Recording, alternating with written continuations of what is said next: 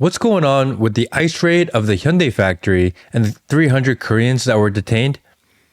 And I made a video about this about a week ago, talking about the initial gut reaction to what happened, the humiliation ritual. And somehow it ended up being one of the most controversial videos I've ever done. I think 1,000 people unsubscribed to my channel for saying that I'm Korean American, which is like so obvious because it's obvious. But to say it out loud, somehow people are really upset and really mad. But I think this is a really interesting story, and more interesting than the story is it's really indicative of how the Trump administration and his foreign policy is going. So I'm going to do a quick breakdown on it and we'll walk through it. We're going to backtrack just a couple weeks. A couple weeks ago, President Lee Jae-myung, the South Korean president, comes and visits Washington, D.C. and Trump. They sit down for a summit to discuss the major trade deal that they're working on. And Trump tries to impose the same model that the U.S.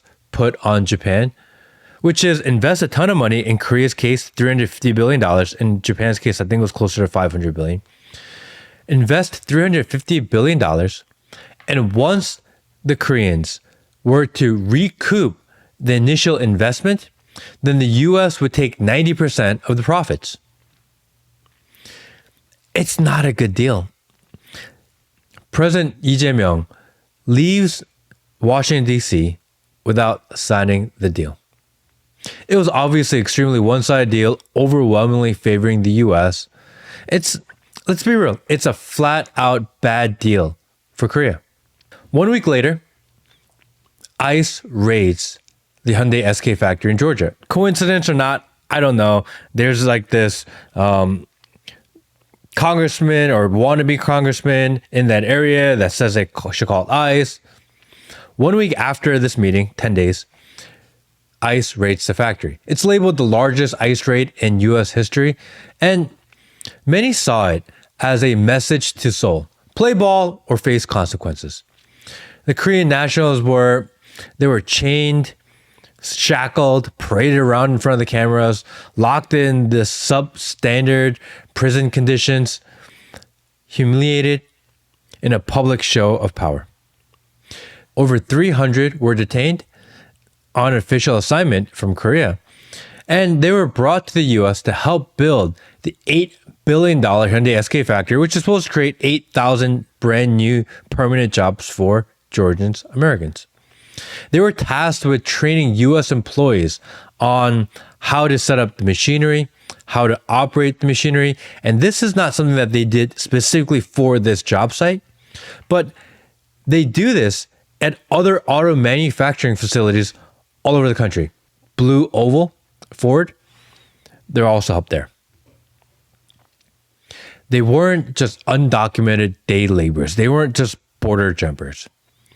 They were engineers and specialists essential in getting this plant operational, making sure that the staff and the new employees could operate the machinery. We also found out that Korea had contacted the Trump administration 53 times to discuss visas. If you guys don't know, the visa process in the United States is extremely slow, extremely backwards. And if you have an $8 billion contract partnered with the US government to build a facility, and the only way to build that facility is to get the specialists in, you have to figure it out. I'm not saying what they did was gray. All major corporations operate in the gray. Not saying it's right, not saying it's wrong, not saying it's right. But the purpose wasn't to flood the country and steal American jobs and labor. The purpose was to finish the contract and the project as discussed and make sure that Americans could have those jobs afterwards. And it's justify the means in this situation? I don't know. You guys decide. So after the raid and the humiliation ritual, Seoul dispatches a plane to come and pick up the Koreans because they're like, dude, let's bring them back. We don't want to deal with this. It's time to bring them home. They set a date to bring everyone back, and that date gets delayed for an entire day.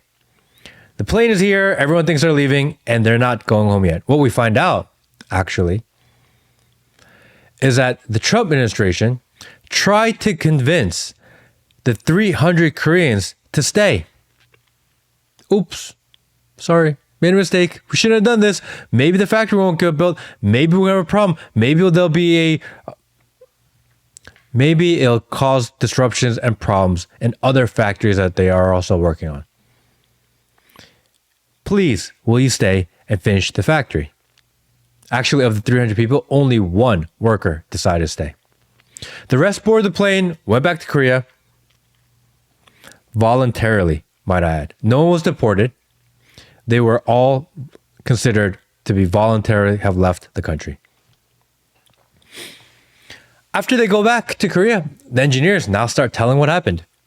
They talk about the horrific detention conditions. They talk about the racism and mistreatment from the ICE officials. They talk about the confusion. No one ever told them why they were being detained. Most of them vow to never return. Actually, a lot of them are moving on to their next assignment. Actually, most notably in Russia, where Hyundai is also building factories. And now South Korea starts beginning to weigh the options. Do we refuse this trade deal altogether and accept the higher US tariffs? Because the United States wants to put a 25% tariff on Korea. And Trump said, if you invest this money into the United States, then we will lower the tariff. $350 billion, now they're doing some math. To spend $350 billion to build factories and then to give 90% of profit to the United States, Korea's like, the math ain't mathin'. Koreans kind of good at math. So Trump tries to spin the situation. He issues this Truth Social post talking about the importance of foreign companies training Americans and specifically mentions shipbuilding, which, for those that don't know, shipbuilding is considered Korea's global dominance is in one industry, which is shipbuilding.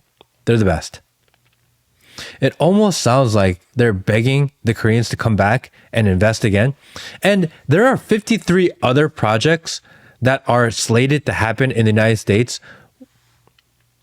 And even those are now at risk. And really what I think happened is that the Trump administration, they attempted to strong arm Korea into a bad trade deal because it's kind of the Trump way to do things. You just strong arm countries, especially if you don't consider them a major global player. And I think that plan just backfired. The ICE raid, it seems like this political retaliation, but it created this deep distrust within the Koreans and the Korean government. Actually, they're really pissed off right now in Korea. So much so that they're canceling people who celebrate Charlie Kirk because in the eyes of most Koreans, Charlie Kirk is Trump. And to celebrate, to memorialize Charlie Kirk, it almost seems like you're supporting Trump. So there's this huge movement to cancel people that are in favor of Charlie Kirk right now in Korea. It's getting that bad. And they're considering walking away from the deal. They're even considering opening up a global investigation into human rights violations, eat the tariffs, and strengthen partnerships in places like Russia, even China. So what started as a trade negotiation, it's turned into a high-stakes showdown. The United States wanted dominance. Korea, they just want to feel respected. And with the engineers gone, factories delayed, alliances starting to shift. Question is, who's really winning this trade war?